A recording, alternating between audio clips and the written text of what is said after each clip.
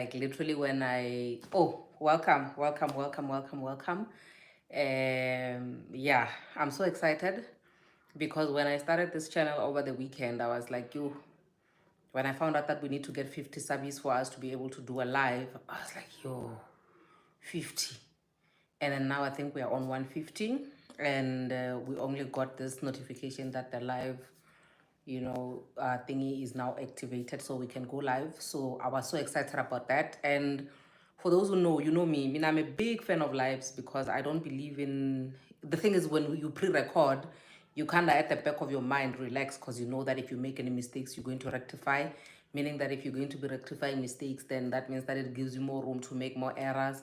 And also for me, I feel like the reason why I'm so comfortable with the lives is because it's one shot, one take. You don't have to redo everything all over again. If you make mistakes, you guys understand. It doesn't have to be perfect. It just has to be as realistic as possible. So that's why I'm really excited about this. And also thank you so much for joining this new channel, guys, because I just needed a place where I can really just be comfortable and understand that whoever that is here actually understands why we are here. Because the other channel, I really felt like, you know what, if we've made room for more people to come in for whatever they've come in for, we can then be the ones that actually make it uncomfortable for them to be where they are, you see. So because we've made the other channel a home for podcasting, a home for activism and all that other stuff, I felt like we needed to just, create an extra women's cave where I can come and share all these stories and also do the, cooking and all that stuff. And I can tell you now, I'm going to enjoy this. I'm going to enjoy this so much. But anyway, let's go straight into today. What's up, everybody? Welcome to Life with Madam Speaker. My name is Perseverance Maremeni, also known as Madam Speaker, also known as the CEO of Self Love. The reason why we did this live is because I wanted to share, because a lot of people have been, asking me, hey, ma'am, when are you doing a story time? Or just a video about you buying a house and all that stuff. What seems to be the problem? Because you seem a bit reserved.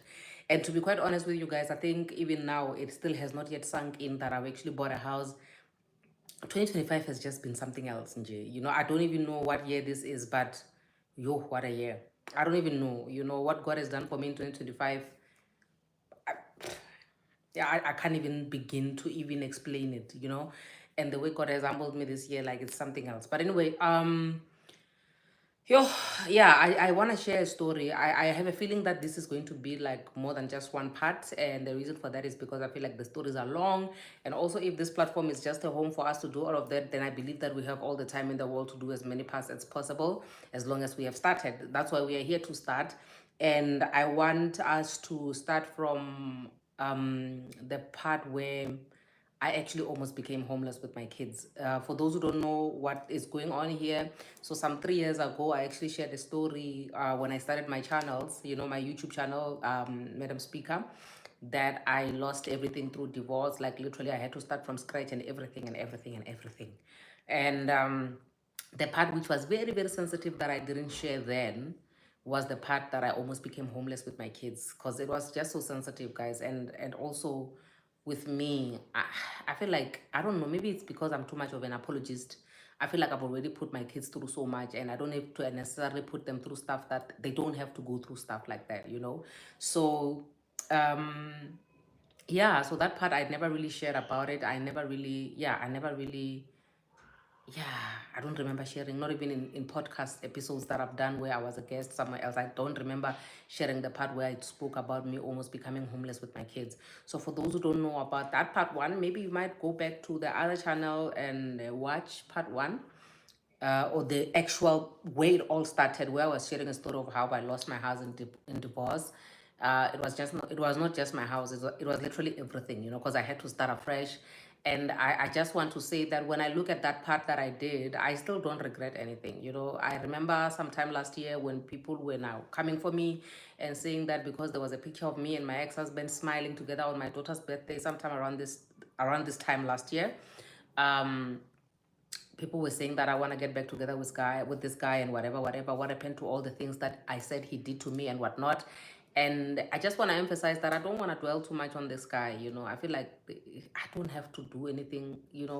I'm at peace, I'm okay with him. But when I check the story that I shared previously about how I lost my house and everything that I did, there's absolutely nothing that I regret. There's nothing that I said which is a lie. I still stand by every single thing that I said in that first video. So So yeah, I'm not gonna go back to the story of divorce. I'm just gonna start from the part where now the house was sold to me having to move out of the house. Fast forward to 3 years later, and how I actually rebuilt from scratch to be where I am today. Um, so what happened was, because I was just so tired of being in Bogoto, guys, and I was doing everything when I was still married, when we were done with the divorce. I think we finished in November of 2021, and the municipality now started being a problem because they really wanted their money, that we owed while we were still married and all that stuff. Like, I was in a lot of debt, guys. Like, my credit score was on somewhere on the negatives, on poor. And I mean, I'm very fussy and I'm very finicky when it comes to financial things, credit life. I'm a big fan of having a healthy credit life, not because I'm a big fan of always creating debt, but I believe that a good credit life can always bail you out of a lot of things that when you don't have cash, you cannot be able to bail yourself out of those things. You get. So that time when the marriage has to come to an end, there are certain things that I was not even paying, where I was like, listen, if I pay this debt, I'm not going to be able to survive with the kids. And we had to go through the maintenance court and all that stuff. So I realized that I was really caring a lot. I was financially, like, I was strained financially. So once we did the maintenance court order, it was in place, and this guy was ordered to give me a certain amount every month. I think the amount that he gives me amounts to more or less 6,500, if not 7,000, around there, And ever since that court order was in place, I never really went back to the court to increase and all that stuff because, you know what, I feel like it's okay. I really am. Like, when the cameras are off, I really am a peaceful person, guys. Trust me and trust and believe in that. But anyway, after that, when the divorce was finalized in 2021, was supposed one of the things that the one of the orders was that the house must be sold and the profit must be split in half. Yeah, this is exactly where we are starting. Me having to sell the house and split the profit of the house with my ex-husband so that I can be able to start afresh. And the most painful thing about that part was, even after the divorce was finalized, because I was the one who was paying for the house, I had to continue paying for the house until we found a buyer. You can imagine how painful that is, guys. I'm talking almost 13,000 rands that I was paying. And mind you, I'm already in debt. And I felt like this is one of those debts that I don't really want it hanging after, long after the divorce has come to an end. So even if I don't pay this debt, I'm still not doing anybody a favor because this guy doesn't care about debts. Like, to date, he doesn't care about paying his debt. So if I don't pay this debt because I'm sharing it with somebody else, then that means that I'm shooting myself on the foot, because when finally the house gets sold and all that stuff, I still have debt that is going to be under my name that I still have to pay, even though this one specifically was under both our names, even though I'm the one who was paying for it. So it was one of those debts that I had to continue paying even after the divorce was finalized, until I found a buyer. So you can imagine, the divorce is finalized. Yes, you are kind of free, but you're not free really, because you need to find a buyer for this house, and it's solely your responsibility because you're the one who's feeling it, because you're the one who's paying for the house. And I can't move out of the house, because where will I find extra money? Like, I don't have extra money to be able to rent out an apartment while paying 13,000 rand for a house, you see. So I was kind of trapped in just staying in that house until we found a buyer. And fortunately for us, I think once we put it up somewhere around Feb of 2022, by April, around this time, the house was actually, we actually found a buyer. And the funny thing is, the person who bought the house was somebody that I know. And where I was moving into, I'm gonna get to that part, where I was moving into is the front opposite of where this person was staying. So it's more like we are swapping. I'm going from Berger to Spasho, she's going from Spasho to Berger. Like, I'm literally just eating humble pie served cold from the deep freezer, guys. But if you go back to that and the life that I was living after that, guys, I mean, I'm very accepting. That's why people, when I don't want to deviate too much, but that's why when people come to me and ask for help, for me to be able to protect their dignity and their image and maintain a certain standard, I always tell them, guys, now when life forced me to go all the way down, nobody was there to protect my image, my standard, whatever, and I'm not gonna be participating in all of that. If life says it's time for you to eat humble pie, so that when you get back from that, you will respect life, and you will respect yourself, and you will respect everything that you will be building for yourself. You get what I mean? So we found a buyer, and mind you, even throughout the process, guys, I'm still paying for the house. And once the what do you call this, the transfer attorneys did the whole transfer thing and all that stuff, um I still had to share the profit with my ex-husband. The same profit that some I was making after the divorce decree was not yet sold, whatever amount I still had to pay. There are certain things like the other car to sell, and but because I was still paying for the house and the house was split the profit with me, he didn't even care. Like I was so tired, guys. Sometimes when you're that tired, you get to a point where you don't even care about a lot of things, you know. But like I said, this is not even about my ex, it's about my journey, you know. So I'm not gonna dwell too much about stuff that he did because I didn't forget. I forgave, yes, but I didn't forget, you know. So anyway, after that, after the house was sold and the profit was split in half, it was now time for me to go find another place to stay. That's the part where it's the heart of this life, the first life that we're doing on this channel, which is the part where I almost became homeless with my kids. Mind you guys, the house that we were staying in, it was a single standing house in a very nice place. You know, I would like to call it the center of Lepalale. I could be wrong if you think there's another place which is far better than Fleilori here, but that's where we were staying. And it was a major downgrade for my kids. And because I'm one of those parents that are really just so communicative. I was communicating with them saying, kids, so we have to move out of this house. Do you guys know why we have to move out of the house? The younger one, because she was still very young, you know, she was like 3 around that time, 3 turning 4. She was like, yeah, we're moving out of this house because the aircon is not working and all that stuff. I was like, no, we're not moving out of the house because the aircon is not working.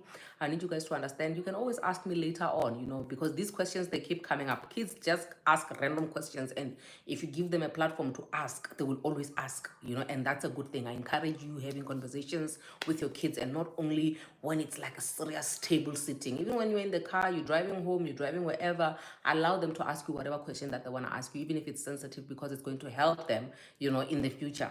So I said to the kids that no, we're not moving because the aircon is not working. We are moving because of divorce. As part of the divorce settlement, we have to sell this house, and the money of the sale has to be shared between myself and your dad, and we have to find a new place to stay. But now, the thing is, I promised them and I said, the place that we are going to move in now, we are going to be downgrading. We have to find a smaller space. We're going to have to be, like, guys, I was so stressed. I was so stressed. I don't want to lie to you. I was so scared. And, but I promised them and I said, when my son goes to grade 7, I'm going to buy them a nice home that has a swimming pool.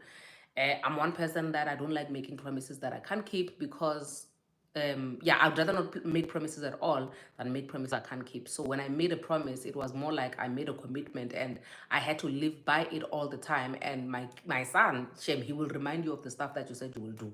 You will fulfill your promise, because what are you teaching them, you know? And I'm a big fan of that. If you say you will do something, you must do it, you know? So with me promising them, I said to them, the place that we're gonna move into, it's not gonna be a nice place, but the place that I'm gonna buy after 4 years, it's gonna be a nicer place. You know, it's gonna be an upgrade. So they're like, okay, no problem. We can stay for like a couple of years in a place which is not so nice, and then we will upgrade later on when you have money and when you have, you know, done your thing. I was like, okay, cool, no problem. Now, here's the big issue. Guys, mind you, I'm leaving this marriage bankrupt. Like, my credit is like under the rug. Like, nobody, not even, I don't think even a machonisa would give me money. But also because I was never really a machonisa person, I was never going to be able to have the guts to actually go to a machonisa even if I needed money, you know. But what I'm saying is that no financial institution was in a position to be able to give me money at that time. My credit was really bad, and I just had to be okay with it. That's why I'm saying that I had to prioritize and pay things like the house, because I knew that the debt was quite big, meaning that even if I say it's one of the things that I'm not gonna pay, I will not be able to recover quickly from that, you know. So I had to prioritize. So even if I was prioritizing, mind you, remember guys, in the previous thing that I did 3 years ago, I did say that one of the main reasons why me and my ex-husband got divorced was because of finances, major finances. And one of the issues was a car. There was a Toyota Dakar car, which he bought, and whatever story. And now that car had to, I told him to take it back. He took it back. It had a shortfall of about 150,000 rand, which he was not paying. And that's what actually got my name to be in the mud, because now there's no such thing as blacklisting anymore. I don't know what they call it now, but yeah, my credit was really, really bad, you know. I was listed. Yeah, let me just say listed. So I could not buy anything. So on top of that, there were others also as well. You know, it's some loans here and there, and some debts besides the municipality and all that stuff. So I had quite a number of debts that were not reflecting in a good way on my name because I was not paying them, and also because, when we divorced, the agreement was you remain with your debt, I remain with my debt. And trust me, I knew what I was doing, because I knew that if I said let's combine the debt and pay them together, my ex is not going to pay, But if I say I'll keep my debt, even though my debt is like 70% of the debt, I know that I will be able to pay my debt myself. And yeah, he can pay um his 30% whenever he wants, But I was like, as long as I know, even if it's a lot, I know that if I commit to it, I will pay it myself, instead of actually depending on someone long after the marriage has come to an end, knowing very well that they couldn't do it when we were married. So chances of them being able to do it after we are divorced, they are very, very slim, So I was like, okay, cool. I'll take all of my debt. You take all of your debt. Sharp. I made arrangements with the credit providers and said, I'll pay you guys your net bank, whatever. I'll pay you guys once we're done with the divorce and all that stuff, So, um, now when we sold the house, it was now time for me to move and find a place to stay. Hey, that's the one. Oh, Jesus Christ! I've never cried so much. I've never been so scared in my life. When we were supposed to move, um, no no estate agent was willing to give me a place to stay because my credit was bad. And I only discovered then that, oh, by the way, before you open a flat or an apartment or something like that, you need to have good credit.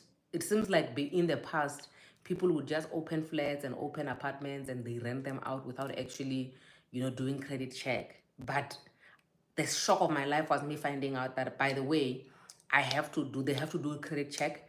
And when they did credit check, they came back to me and they told me straight up, my sister, we can't afford to risk giving you a place to stay because your credit is really bad. Guys, when I tell you that the house is sold, I have to give the keys to the new owner by the end of the week.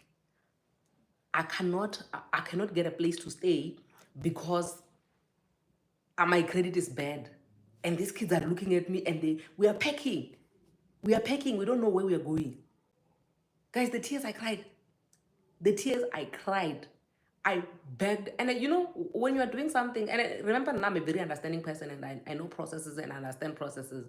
But the fact that this estate agent was telling me, according to their processes, they can't give me a place of rental, even if the apartment that I wanted was like 5,000 rand, which compared to the bond that I was paying, which was like 13,000 rand, it's nothing, But the fact that the credit is bad, there's nothing they can do to help me. Yes, they can see. I can print them the statement of the previous month, and it shows that I've been paying the for the past 3-4 years. I've been paying the bond alone, but that doesn't change the fact that my credit is bad. And because the credit is bad, they can't risk giving me an apartment. Guys, I was scared.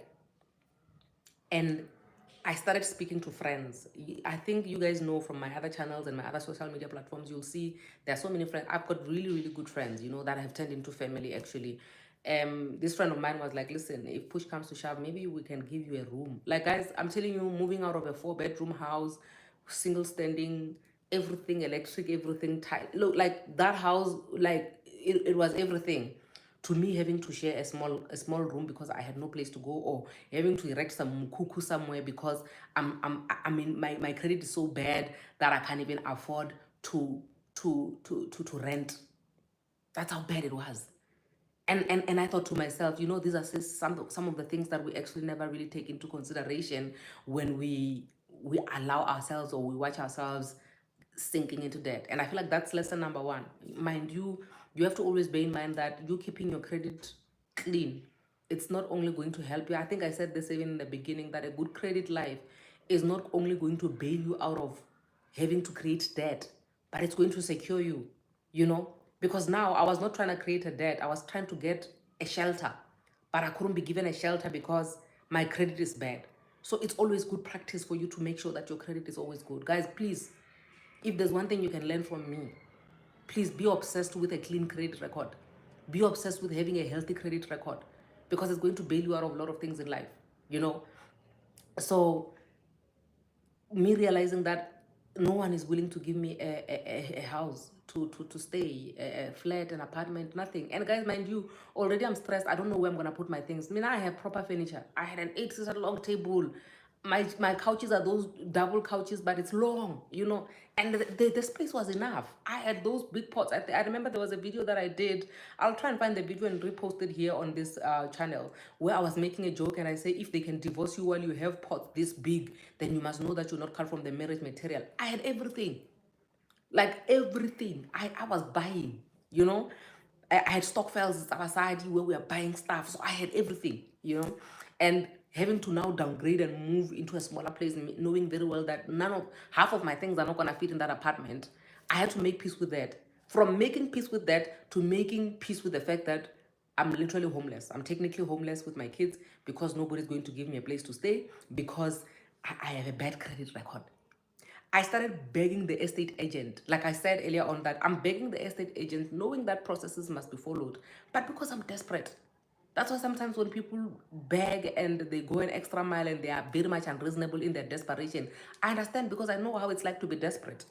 And remember, after so many conversations that I had with my kids, where they were looking at me and they were asking me, so mama, remember guys, your kids trust you. You don't know what the heck you're doing, but your kids actually have so much faith and confidence in you more than you do in yourself. Sometimes you need to use your kids' eyes when you look at yourself to boost your own confidence, to tell yourself that you can actually do it. Because that's how much kids have so much confidence in you, even though you don't know what the heck you're doing. My kids had so much confidence in me. They trusted everything that I said. When I told them that, listen, we're going to find a better home, we're going to move out of here. After 3-4 years, I'm going to do something better for you guys. I'm going to give you a better life. I started promising like the ANC, bruh. And I didn't have any plan to deliver whatsoever. So after all of that, I I I was so scared because they keep asking me, so mama, the place where we're moving into, does it have steps? Does it have this? Does it have that? I have no idea. And the reason why I have no idea is because no one is willing to give us a place to stay. So, fortunately enough, by the grace of God, while I was still trying to sit around, bust my head, and all that stuff, I saw an email coming in from work from my employer. That's why I always say that, guys, no matter what you do, try your level best to not be influenced to leave your job. If you have a job, please don't get too excited to a point where you leave your job because of a relationship is working out and this guy is capable of providing for you. And I don't mean it in a bad way, because that's gonna be your starting point someday, you know. Even if it means maybe your husband is providing enough for you and your money, your income is like, you know, money for pocket money. Rather have that pocket money and stack it up somewhere, because tomorrow it might be your only saving grace. It might be your only saving grace, you know. So you really have to do yourself this one favor. So during that time, I I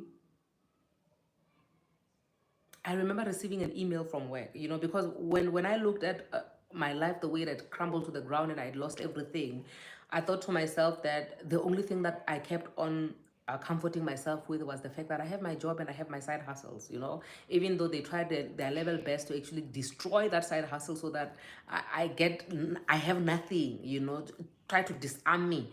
But I kept pushing, you know, I kept pushing. So I had my main hustle, my job, my 9 to 5, and and I was grateful that even if I'm losing and I'm saying that I'm taking 70% of the debt, and excuse me, I've got this 5-year plan that I'm going to pay off my debt and I'm gonna start life nicely and whatnot and whatnot, excuse me, and whatnot. But I knew that it was gonna. I didn't know the amount of work that it's going to take out of me for me to actually get it done. You know, I thought there's going to be a reboot button, but we'll get to that. You know, but I got an email from work that one of those company emails that is like general emails that they send to everyone, ne? Yeah, like the communications, yeah, company communication emails. So I got a company communication email which was saying that there are houses which are available for rental for the company houses. So because accommodation is very scarce where we stay, there's always a list, there's always a housing list where people go when new people are employed or whatever, for whatever reason. You go to housing and you write down your name to say, I'm also looking for accommodation. And whenever there are houses which have been renovated or people have moved out and then there are houses available, they send it on the communication to say there are houses which are available. If you know you are number so and so on the list, please go to housing and check out the houses. Guys, mind you, this list is more than 100 people long, and I'm coming in there. I was never on the list. There was no need for me to be on the list because remember, I had a home. And I'm seeing this email coming in, and it's not talking to me, it's talking to people who have been on the waiting list for more than a year, for more than 2 years. But here I am, I don't have a home for myself and my kids. So when I saw that, I called the manager and I said to them, this is my situation. I just finalized my divorce. I just um, got a buyer for the house as a part of the divorce settlement, and I don't have a place to stay. And I'm seeing that you guys actually have houses which are available. Can you get me one of the houses? The lady said to me, well, it's not that simple, because people have been waiting for the longest time and they know that your name was not on the waiting list and all that stuff. But let me take it up with my manager. The manager that she took it up to was somebody that actually knew me, on a personal level. But besides her knowing me on a personal level, I mean, divorce is a special case. It's not something that you wake up and you're like, listen, today I feel like getting divorced, and then you get divorced. So it's a tragic thing. So I told them, and I was like, okay, I sent the email to the managers, the top managers that they said I need to send an email to. And she just said, granted. She just said, permission granted. I can get that house. Guys, let me tell you, let me tell you, I'm getting emotional now. Um, I downgraded proper. When I tell you that I downgraded proper. But I've never been so grateful in my life for a downgrade. And I think it was a lesson, because from almost becoming homeless to me getting this house, which is not even half of what I had, but the fact that I had that scare of almost becoming homeless first before I can get this house, I think that's what ignited a grateful heart in me. That in as much as the house used to depress me, the area depresses me, it's nothing compared to my old house. The noise, like I'm saying that I used to stay in a suburb. Uh, Everything about the place depresses me, but the fact that I almost became homeless, it made me to be very grateful. I appreciated and I was thankful to God. And I was like, God, I appreciate the fact that I had to be tested in this manner, so that I am very much grateful and very much aware of the grace, you know. Because had I just downgraded straight without having this challenge of almost being, it could have been worse, you know. I don't think I would have been having the grateful heart that I had. So I had to eat humble pie. And more than anything, I didn't even care about how small the place was. I didn't even care about the area, how messy, the dirt. I didn't care about a lot of things. I was just happy that I have a place where I can hide my head with my children while I do my thing and start from scratch and build again, you know. So it was really a test of gratitude for me, I would say. So I then did the application, and even when I viewed the house, guys, let me tell you, like, I was not even viewing.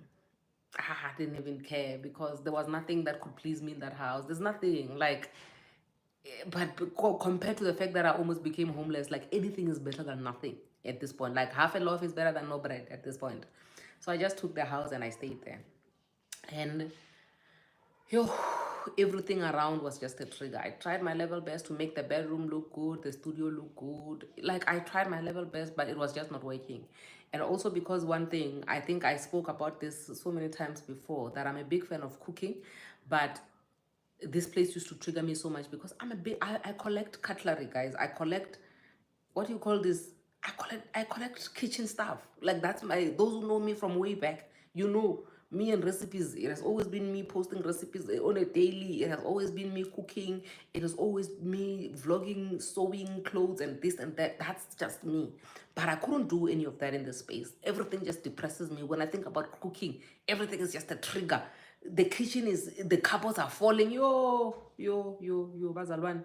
Like, everything was just a trigger, and it was difficult for me to be myself, It was difficult for me to a certain degree. Even my kids almost forgot that part about me, that I cook. I think I mentioned it some couple of months ago that the person that I'm dating in my life, he's a gimba. He likes food too much, Like, there's absolutely nothing that rings in his head besides, let's cook, let's cook, let's cook.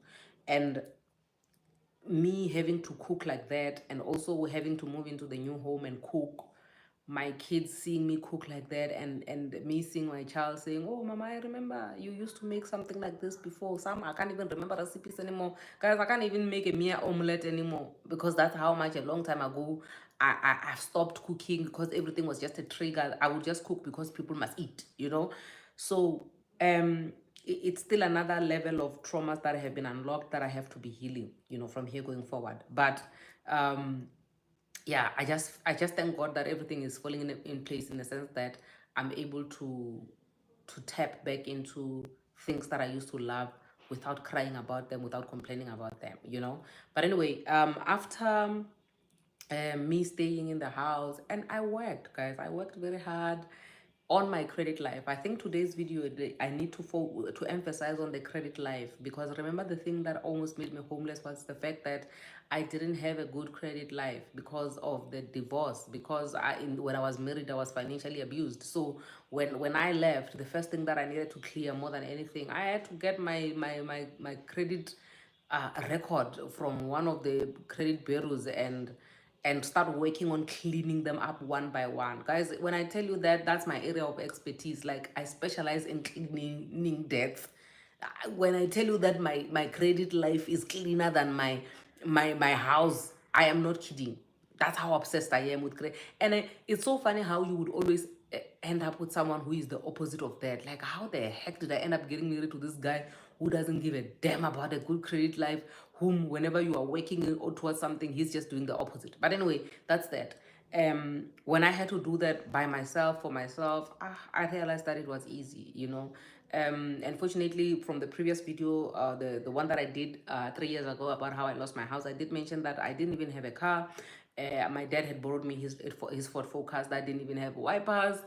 I had to apply potato, guys. I had to apply potato on the windscreen, so that when it rains, the water slides off and I can still see a little bit, so that I can park on the side of the road.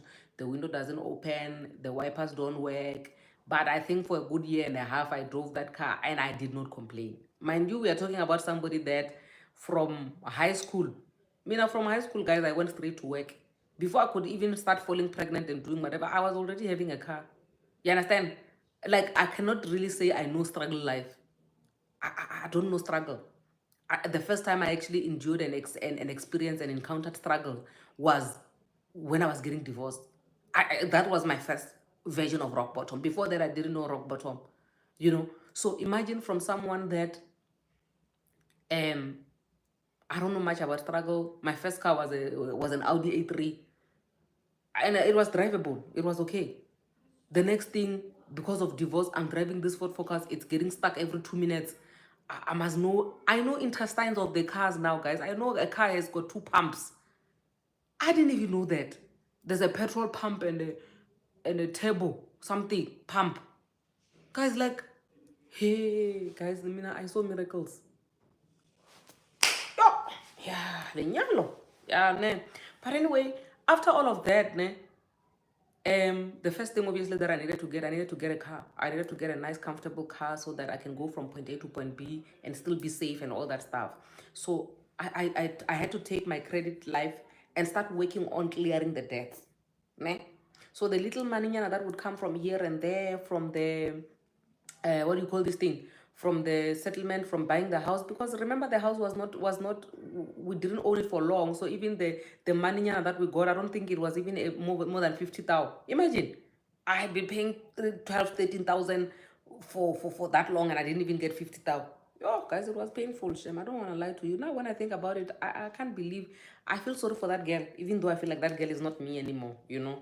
Only now I can cry for her, you know. But anyway, it's life.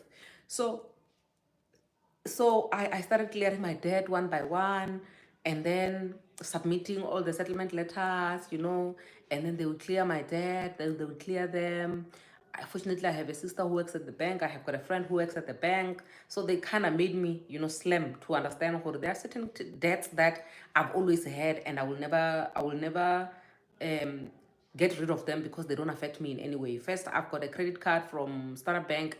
I've had it for years. That credit card is just decorating it. I do sometimes use it from time to time to swipe by the toll gates, but it's just sitting there to decorate my credit life so that my credit life will always be healthy. That credit card is always there. I have an MTN contract. I've had it since I started working. I just renew it year after year, maybe change it, upgrade, downgrade, upgrade, downgrade. But it has always been there. So that also has contributed in my credit life being okay. I don't want to say good, but those parts have always been good. It's just that the other parts, like the car and all the other things that actually made it look bad, when I had to get rid of all of those, then it helped because I only remained with the good ones. So I want to give you a tip, guys. When you pay a debt, this is by no means any financial. This is not financial advice. I'm not qualified to give financial advice. I'm just giving my own personal experience. Ne? So what happens is, if you are owing, even if like your credit is bad, ne? So this is what actually worked for me. If your credit is bad, let's say maybe you were owing net bank, it was more than 6 months overdue, ne? And then you get money and you want to pay and you want to close that debt. If you pay and you leave it like that, it will always appear for the next coming months on your record, on TransUnion, on ClearScore, whatever credit bureau, ne? It will always appear as you were not paying, but now you have paid, now you are okay. Ne? You know how those things they do. When you have overdue 30 days, overdue 60 days, overdue 1 year, whatever, ne? But how to rig that thing, ne? I don't know whether it's rigging or not. I don't know if this I'm telling you, but I think it shouldn't be illegal, guys, because crazy. Maybe the police will come and catch me after this. I don't know. But what actually works, ne, is once you have a debt which is bad, if you've got your credit is bad, maybe let's say you are owing net bank, like I said, ne, and it was not being paid for the longest time. The minute you pay and you finish paying, ne, you need to request NetBank to give you a settlement letter. And that settlement letter that they're going to give you, you need to submit it to your credit bureaus before NetBank updates their system. Ne? So if you submit the letter, that letter that has been submitted to the credit bureaus, they wait for NetBank to they give them, I don't know whether they inquire or what they do internally there for a couple of days, I think 2-3 days. If NetBank doesn't come back to them within those 2 to 3 days, then they close that debt. It does not appear anymore. You understand what I mean?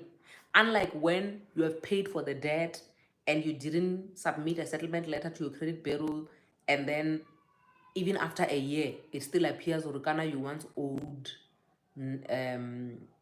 net bank and you didn't pay, and then for a couple of months and then you paid.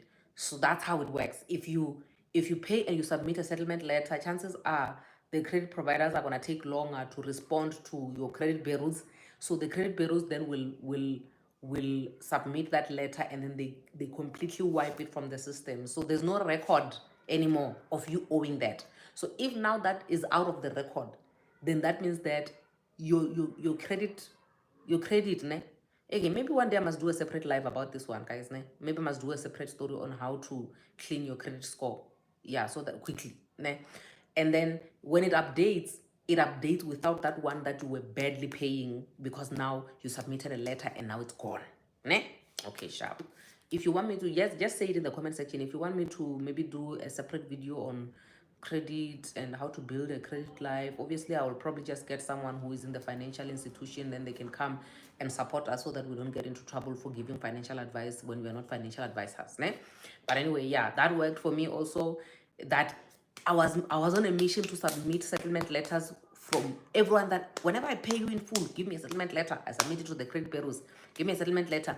And also, if you are going to buy, because for me, immediately after I paid my debt, the first thing that I had to do was to buy what? A car. What you need to do is you need to find out that the credit provider that you are going to be asking for credit from, which bureaus do they look at? Yo, I'm giving you free information for free, guys. You must pay me for this information. Because for example, if you want NetBank MFC to finance you for a car, ne? There are certain bureaus that they look at. They can look at TransUnion, they can look at ClearScore, they can look at, I forgot what the others are called, but there are many of them, you know. So meaning you can submit your settlement letters to those bureaus that you are, the credit provider that you are aiming for is going to check. So you can't finish all of them at once. Some of them, they will be updated by the bank later or whatever, but you need to focus on the ones that you know when you apply for credit, they're going to check them. TransUnion is one of the major ones that they look at. Majority of credit providers, before they check if your credit is good or not, and before they give you credit, they check TransUnion. So I always advise that you should have a credit union, a TransUnion account where you pay once off. They'll send you an alert whenever somebody is tampering with your things there. Then you make inquiries and whatnot. It's gonna protect you, ne? Sharp. Will that is a financial one. Maybe we'll have a financial life, ne? Yeah, on another day. Obviously, if you guys are keen. So that's what I did. And with the car, because I bought it from BMW, I was financed by BMW Finance, and I made sure that the credit bureaus that BMW Finance looks into, my credit has been updated, and those letters have been submitted, and those ones that I was owing that were showing bad have been removed because I submitted the settlement letters. Ne? Sharp. And then from the car, then I had to do what? Take a break. While I'm taking a break, I'm busy doing what? I'm busy working hard. I'm working like a donkey. Guys, I'm working like a donkey. I'm working like a donkey. I'm accumulating money. I'm accumulating funds. I'm buying things.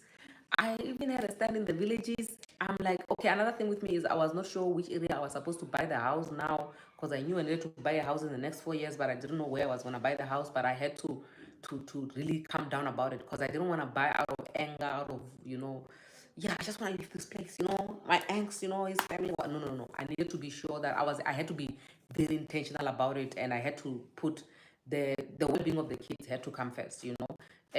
But I'm happy with where I am now with my ex and how good we are, and the co-parenting relationship is really good.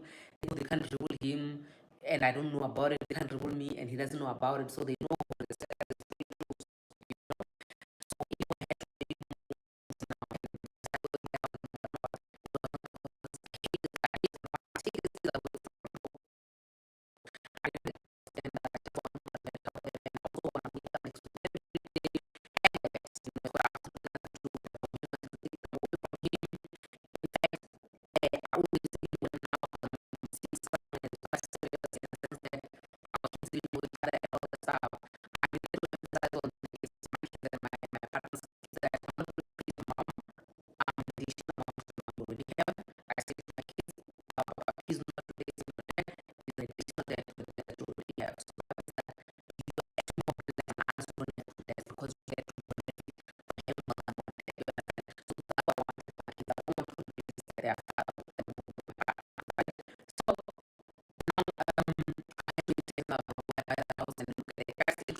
children and myself are going to be conducive. You see, so hey, so that I looked at but all the things that I have to play, all the money, and the jobs, another additional source of income. Now I'm working, I'm doing this and that, but I'm still doing what the Lord has told me to do, which is like a ministry, activism, helping people like speaking like to people that are hopeless, and that does not stop, And yeah, so of consistency in terms of honesty, my career life is key and everything. I hate that. In fact, my partner always tells me, it's like, oh, you're so weird, because on people, it doesn't necessarily affect you. In fact, you want to, no, because I know the money that comes in from my lawyer, already the owners, everybody that I owe, other things to handle my own cash, everybody who owes that I owe must come and take my money from my account. And then, and let's take what belongs to Caesar, and let's give to God what belongs to God. Basically, that's me. So I'm that disciplined. I don't know how to you guys, because it takes a lot. The fact that I'm fully aware that I should be far by now, but I'm not. I'm still here. I'm still, but looking at my age, I thought that by now I'd be owning multiple properties, but I'm actually starting from guys, it's painful. And but I did, consistency, being able to be intentional about what I want to do. And by the end of 2024, which is last year, so the one thing that I did like was holding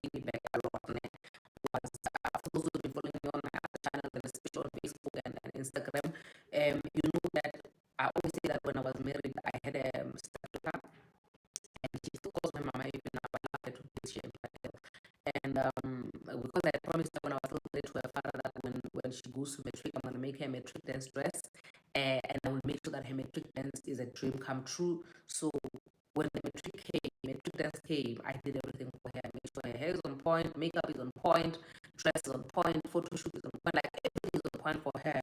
And the minute I was done, I remember when I brought her in, we were coming in from Joburg. I saw her family, her dad, her grannies, like her paternal family, and I hadn't seen all of them like that in a long time. You know, my former in-laws, and they were all just so happy. Oh, Pacey, thank you so much. You know, this child is yours. You know, you've really done, you know, your heart. You know, and all that. But yeah, you know, but once all of that was done, that day when I went to sleep, I felt like what. I felt really liberated, you know, because I think somehow I had a sense of guilt like that. I promised this child that I would be there, I'll be her mother, whatever, and forever. But because things didn't work out between me and her dad, I couldn't keep her, you know. It's painful, you know. Like now I'm saying, when I've moved on with my life, I found a new partner. Imagine now I must come to a new relationship with my ex-husband's child, you know, it doesn't really make sense. But I can still parent her from a distance, you know, but I can't really parent her the way I was parenting her when I was still together with her dad, you know. So I felt that I had done everything that I needed to do. I felt that I got the closure that I needed, and I've done everything possible. And my time here had expired. I felt like, okay, I'm done. Now I know what I need to do. I need to move on, and I know where I need to buy a house. I need to do this and this and this and that. But now the thing that was scaring me, I was always nervous to go back and check on my TransUnion on will I be able to afford a house now and how much and whatnot. I'm not gonna give you guys details because I don't want people to think I have money and all that stuff. I don't want people to think I don't have money and all that stuff. But I always used to get this notification from Netbank saying, come and take a home loan of 400,000. I'm like, why would Netbank want to give me a home? Me and Netbank, we have such a weird relationship, guys. And I've done so many campaigns with Netbank, but me and them, we even have taken each other to court to a certain degree. But I won't talk about that because, yeah, it's another story for another day. But Netbank wants to give me a home loan of 400,000. So that sparked curiosity out of me to say, yo, I wonder how much I'm going to be able to afford now for a home loan. Ne? Obviously, I'm not planning on paying the home loan for like 20 years or whatever, but I just want to start small because I don't want to overly commit. I don't want to bite more than I can chew. In fact, I feel like this is my first of many homes that I'm going to have in the future, but I needed to have home A, which is as close as possible to what I had actually promised my kids, so that from there, I don't have to have them bickering over my ear. Hey, mama, you promised this, you promised this, you promised this. You only have 1 year left. Guys, my kids count because we have these meetings every year on the first week. Okay, what about this year? What did you do? What did you learn from the previous year? The next coming year, what are you looking forward to? My son always reminds me, Mama, don't forget I have 2 years left. This boy, he's not forgetting. Yeah, you have 2 years left to give us the house you promised us. Yo, Jesus Christ. Imagine if I was just making promises in G for the sake of it. But anyway, like I'm saying that I I aimed very small, you know. I know that I've been working, like I've been working very hard without having to give you guys like too much details for my own security and safety. But when in January I decided that I'm going to now apply for a home loan, which I want obviously for it to be funded first before I can make payment plans to finish paying it off, however way I'm planning on paying it off. But I couldn't believe when, because the house that I lost, I got 150% more. I qualified for 150% more. I don't know if the math is mathing. Yeah, so it's 100% and then another 100% and then a 50%. You get what I mean?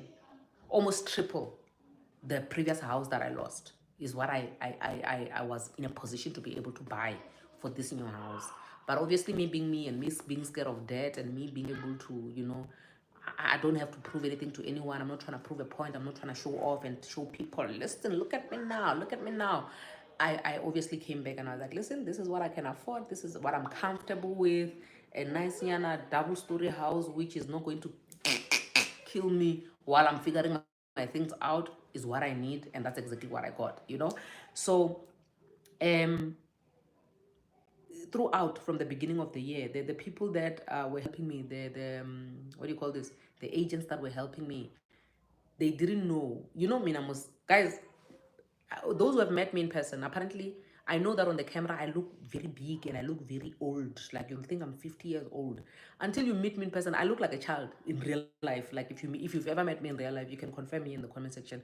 If you've met me in real life, I look like a tiny child, and I've got this innocent child thingy that is, yeah, smile that I have on. But obviously, yeah, here I have to act matured, you know. But so when I met with these agents for the first time, and they were gossiping about me, like, yo, this child, possible that this child is carrying so much credit life, and she's humble, and she's out here driving this one series, and she's humble, like she does. That agent, they looked at me. It was an old person and a young person. They're like, my sister, do you understand what you are carrying? Do you understand what? Are you serious? Like serious, serious? You're serious? I'm like, I'm serious. Let's get it over and done with. We went when we viewed the house. We viewed a flat. We viewed a house. I was like, no, the flat is going to stress my kids even more. Let's just start nicely with a house, which is going to be a home. Then I will start building this whole thing going forward. Guys, when I tell you that these people, they were gossiping about me every time, and they couldn't believe. This lady, then she came to, she's like, let me just give you advice as an elderly person. The way you are so smart, the way you're so disciplined, the way even when we told you that you can afford this mansion, you just came and you said, no, I just want comfort, I just want to be okay. Like, you don't have pride, you don't you don't even look the part, you don't even look nothing, you look, you know. So for me, from that day forward, I started praying to God that, God, I've been through so much in life. I've been through so much that there's a possibility that a spirit of pride can rise up. There's a possibility that I can be boastful. After everything that I've been through, guys, I was shamed publicly. I was humiliated publicly. And if I want, I can boast publicly. I can say, look at me now publicly. I can literally just say, what were you saying about me? And be boastful and be full of pride. And yeah, I could do that if I wanted, you know. But the way God has humbled me, the way God has humbled me, He has humbled me to a point where, like a friend of mine always says, "Oh, uswabile." Like I'm so, like ke swabile. What God has done for me in my life, He has humbled me to the core, so much that I kept on praying from January, you know, that God, I know that I have a good excuse to to boast, to brag, to be pompous, to be full of pride. But with that tool that I have and a good excuse why I should do it after everything that I've been through, I'm praying that you keep me humble. I'm praying that you keep me grounded. I'm praying that you keep me right under your feet. Not even next to, I want to be under your feet.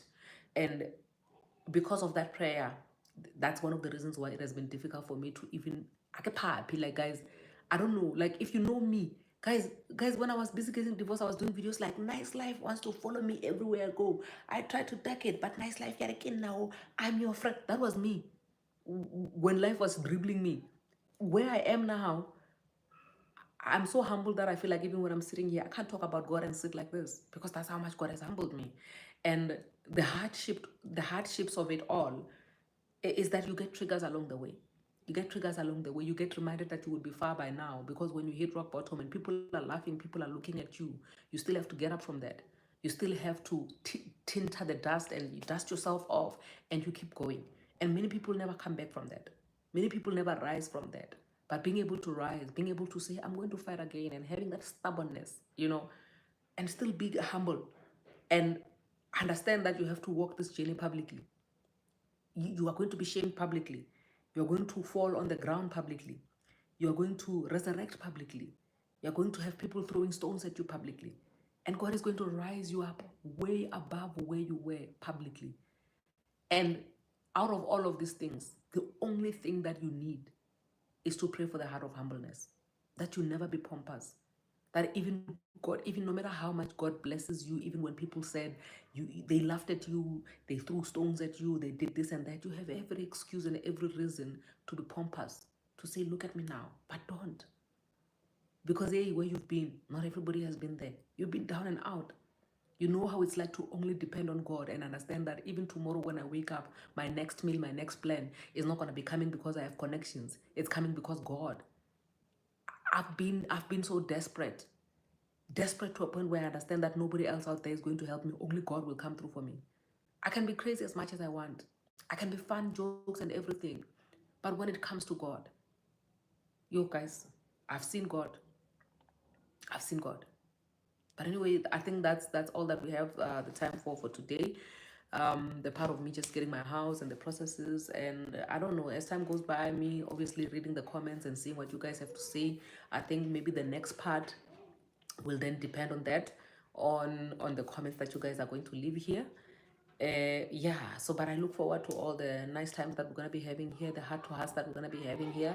I look forward to the cooking, us teaching each other things, and makeup and prayer sessions. I look forward to us having all of that here. But please, we are not running away from our other channel. It's just that that is a professional channel, and like I said, this one is after work. Is after work. If there's anything that we can teach each other, guys, if there's anything you're struggling with whatsoever, please do mention it in the comment section down below, and let's see how we help each other. Yeah, and if you are watching this and you've never been married, I hope this is a life lesson for you so that you don't have to make the same mistakes, because you will still have to come back here and cry, and unfortunately the content will be here for you, but you don't have it to entirely go through everything by yourself. Sometimes you can just learn from other people like myself, and it's not everybody that actually makes it out after they've been down and out. Some people are still down there. We're still praying for them, and let's just be kind to one another. With that being said, thank you so much for joining in Life with Madam Speaker. I will see you guys on the flip side. I love you. God bless you. Mwah, mwah, mwah, mwah.